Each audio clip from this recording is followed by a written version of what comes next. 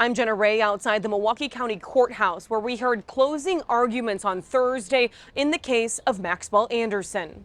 In the state's closing arguments, State Prosecutor Ian Vance Curzan continued to hone in on the fact that Maxwell Anderson is responsible for not only killing Sade Robinson, but for mutilating her body parts and distributing those body parts across Milwaukee, in addition to lighting her car on fire. I want to warn you that some of the details I'm going to tell you are very disturbing.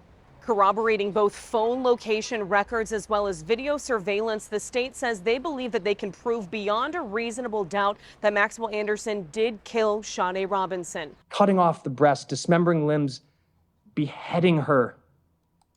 Those acts, simply put, ladies and gentlemen, are the acts of a killer.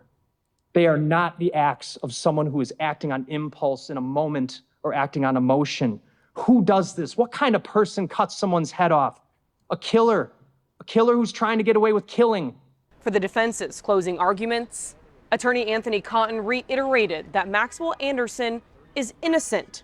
Cotton arguing that there was no weapon found. Sade's blood was not found in Anderson's house, nor on any of his clothing. He also said there's no evidence that he was ever in Sade's car or driving it around the night of or morning after she was killed. They have to prove beyond a reasonable doubt that he's guilty of each of these crimes, that he intended to kill her. The reason why they spend so little time on DNA and they sort of brushed past that, and yet they'll spend days and days and days going through monotonous video of things we don't dispute, is because they know that the DNA evidence is powerful for us.